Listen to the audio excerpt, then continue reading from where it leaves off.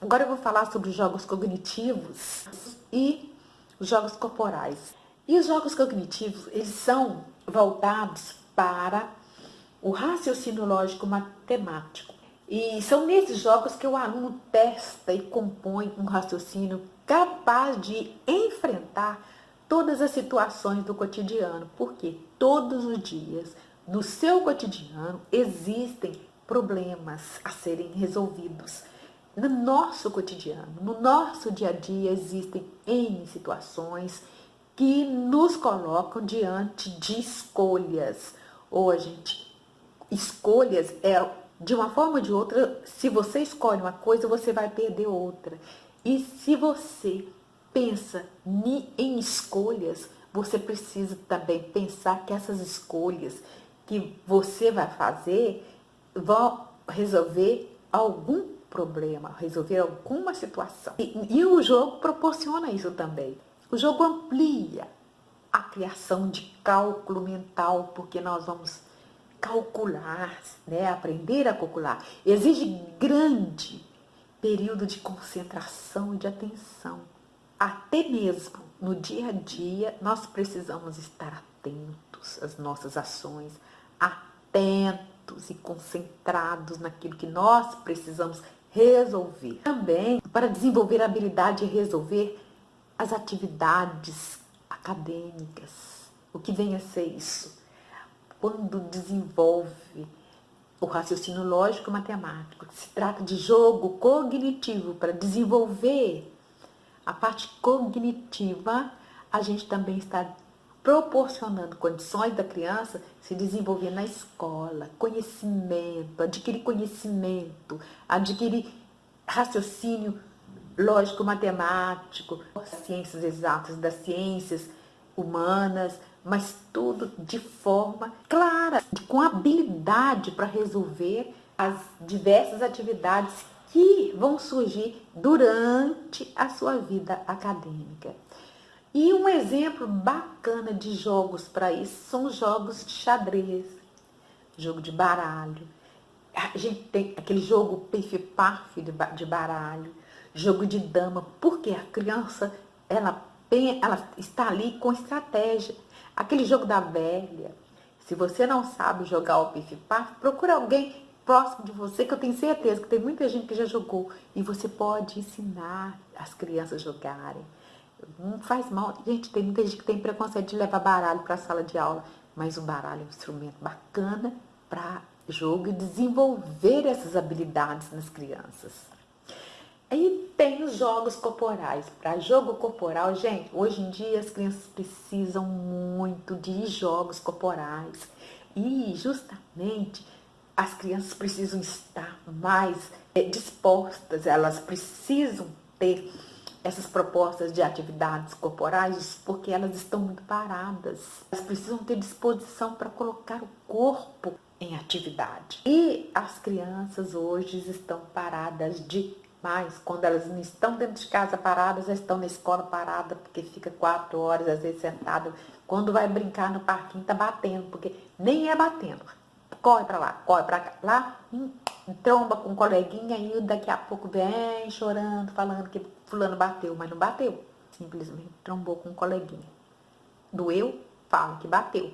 E tem professor que vai atrás desta fala e zanga com um coleguinha que já é rotulado que bate em todo mundo.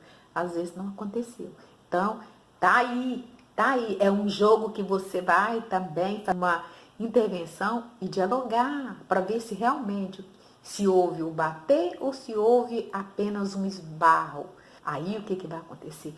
Vamos conversar, vamos levar para o diálogo e não colocar o outro para sentar, ou que a criança pensar, a criança que está chorando, falar que chora à toa. A gente tem que ter muito cuidado com isso. Nós que somos professores, nós precisamos ter a sensibilidade de chegar no universo da criança e sentir que se ela está chorando, ela não está chorando à toa.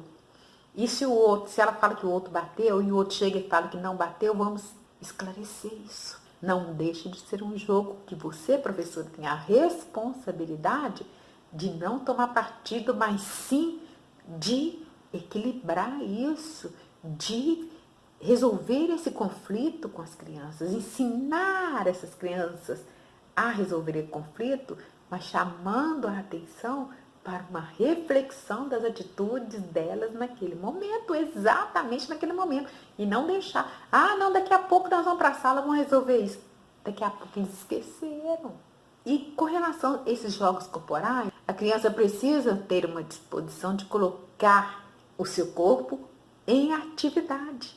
E justamente atividade proposta, e coisa que às vezes hoje em dia não acontece.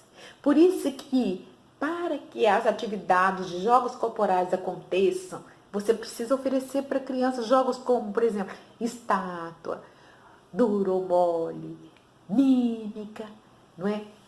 Expressão corporal que as crianças precisam, danças, igual brincadeira da cadeira, cirandas, brincadeiras de roda, né, que são as cirandas, e várias brincadeiras igual pique, colocar o corpo dela em movimento. Agora, se você não oferece isso, o que elas vão fazer? Elas vão simplesmente brincar e dar trombada no recreio, e você vai reduzir esse recreio o quê? A castigo na sala dos professores, não é? Aí nós vamos pensar a questão dos jogos. O que os jogos em si trazem de benefício para as crianças? O que nós preocupamos em? Os jogos hoje se tornam um instrumento pedagógico, instrumento psicopedagógico para a escola. Ele é tão importante e ele traz tanto benefício. E realmente ele traz. Por exemplo, o jogo ele trabalha a ansiedade, ele trabalha o limite, vai construir limites com as crianças e uma série de coisas que a gente vai poder analisar. Se a gente for pensar na questão da ansiedade, durante o jogo, a criança é muito cobrada sobre o equilíbrio emocional dela, não é? É durante o jogo que a criança se vê, para ver sem recurso, fica totalmente sem saber o que ela vai fazer, e ela fica numa pressão tremenda. E é justamente nesse jogo, no praticar desse jogo, é que ela vai criando mecanismos de enfrentamento da ansiedade. É justamente porque ela está jogando, é justamente nessa hora que a ansiedade está aflorando, é que ela vai, sem querer, olha, é uma coisa que o próprio organismo dela, a própria emoção provoca, sem querer, ela vai construindo um mecanismo para sair daquela ansiedade. E além disso, ela ainda vai ganhar o quê? A produção do hormônio da felicidade, não é? Ela vai produzir a endorfina e outros hormônios que vai trazer para ela o prazer de estar ali brincando. Também ela tem a condição de rever os limites dela. Veja bem, que interessante. É comum a criança comportar como centro da prática de um jogo, por exemplo. E ela é difícil para aceitar que perdeu. Ela não gosta de aceitar a derrota. Porque para ela não existe limite. Tem que ganhar, ela tem que ganhar e não aceita. E algumas crianças que não têm noção de que são frágeis, porque isso aí elas se sentem tão fortes e tão poderosas que elas não têm noção de que elas podem perder, de que elas podem fracassar, de que elas podem perder o jogo para qualquer uma outra criança. É nesse momento do jogar que elas ficam numa posição de aprendiz, que elas ficam de forma saudável aprendendo que elas são limitadas, que elas não têm o poder nas mãos delas para ganhar todos os jogos. Quando elas perdem, elas percebem, eu não consigo mesmo ganhar tudo não. Então, olha como que o jogo vem trabalhando essa questão emocional e vem colocando o indivíduo no seu lugar. E a gente vai vendo que ele vai trazendo uma série de benefícios. A descrença que a criança tendo na autocapacidade, porque ele se sente capaz, ele acredita que é capaz de resolver todos os problemas que surgem nos jogos. A criança acha que ele é tão autossuficiente e autocapaz, ele pensa que não precisa de ouvir opinião de ninguém. Se você chega com um jogo para ele, ele nem quer ouvir, não quer saber de ouvir.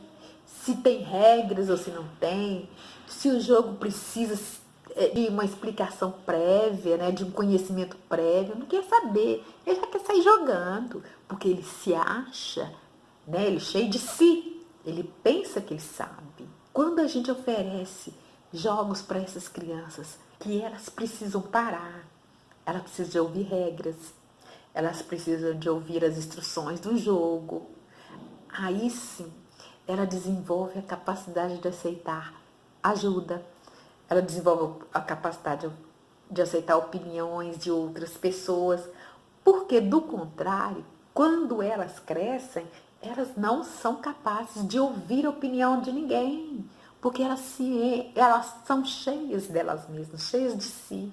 E o jogo vai trazer essa possibilidade. Tem que diminuir a dependência e possibilitar a autonomia, porque a gente é dependente desde quando a gente nasce, a gente depende.